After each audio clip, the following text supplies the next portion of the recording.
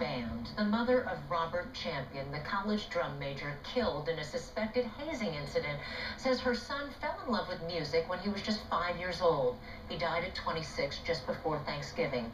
Champion's parents sat down with CNN's Jason Carroll, and they say they want to see justice for their son.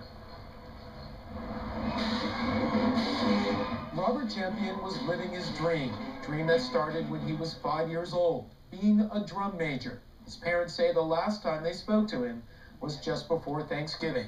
We talked to him and he was saying how he couldn't wait to come home. Robert Champion was a member of Florida A&M University's prestigious marching band, the Marching 100. On November 19th, after Champion had performed at a football game in Orlando, his parents got another call, this time from his sister. She called us and said someone had called her and saying that Robert had problems breathing. And I think one of the band members said, well, he wasn't breathing. When you get that kind of a news, you think, no, maybe not my Robert, maybe they, made a mistake.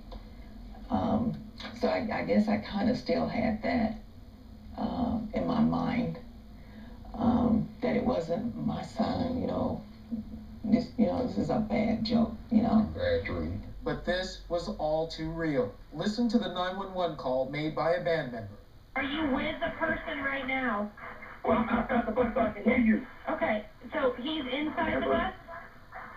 Yeah, he's inside the bus. Okay, how old is he?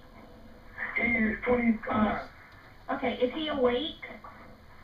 He's not even, he was responding a little, he wasn't responding. We thought he was breathing, he was making noises. Okay. But I don't even know if he's breathing now. Okay, is he awake? Do you know? Eyes are open, he's not responding. Okay, but is he breathing? I have no idea. I cannot tell you that. The 911 call too painful for his parents to hear. It wasn't until Robert's body was brought home to suburban Atlanta that the shock of his death really began to register. But before then, it kind of looked at it like he was still at school and he just hadn't come home. But to have him come home that way, that's the hardest thing for anybody. But why did he die? Investigators suspect hazing. Band members we spoke to say it may have been the result of a rite of passage called Crossing Bus C. That's the bus Robert was on after the November 19th game.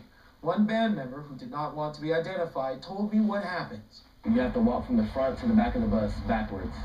And while the bus is full with other band members, and you get beat till you get to the back. And the point of it is what? For respect. And the beating can involve something he referred to as thunder and lightning. Thunder and lightning. What's that? I think thunder is when you get like a straight hit to the chest. Straight hit to the chest. And lightning is when you get like a kind of like a slap to the shoulders. He says he himself has never been hazed, but that the beatings usually happen for one of two reasons: a mistake during a performance, or as a way for the band member to gain respect. In some ways, the Marching 100 is bigger than the games where they play. Their high-stepping choreography has earned them a worldwide reputation, performing spots at Super Bowls and the president's inauguration. But allegations of hazing have followed the band for years. Back in 2001, a student was paddled so badly, he had to be hospitalized for kidney failure. And just weeks before Champion's death, the band's director, Julian White, had to suspend 26 of the band members for hazing. White says he tried for years to end the practice, but says no one listened. The university fired White following Champion's death and suspended band performances indefinitely. The school's president, James Ammons, spoke at Champion's funeral and vowed his death would not be in vain. Ammons declined repeated requests to be interviewed. Champion's parents say the school must be held accountable. Whatever it takes to clean house, whether it is from the top to the bottom, clean house.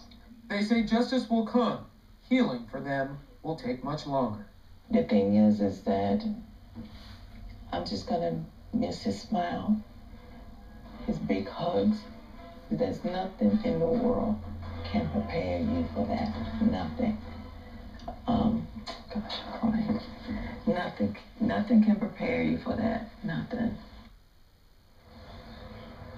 Jason, it is so heartbreaking to listen to Robert Champion's parents and heartbreaking to listen to that 911 call. You know, you pointed out in your piece that this type of hazing has been going on for years. The band director tried to warn the school numerous times. That band director was fired. I mean, is there anything substantive being done about this to correct this problem? Well, the school does have a policy in place, but a lot of Julian White's critics basically say that, yes, he has the power to suspend a student when there is an allegation of hazing that's taken place, but suspension, Alina, for some of these students is like a holiday. It's not a real punishment. And the critics of the school and of Julian White basically say if you have a system in place and it's not working, you have an obligation to do something to fix it. And clearly, that didn't happen here. And you've spoken to students. You know, your sense then is that this is still going on. Absolutely, without question.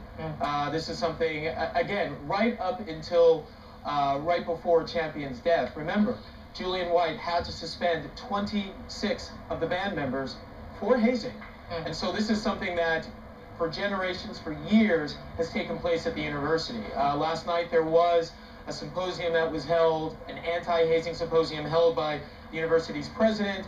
Everyone in attendance had to come by and sign a form saying that they are against hazing, but Champion's parents say more needs to be done. Our Jason Carroll with the story. Jason, thank you very much.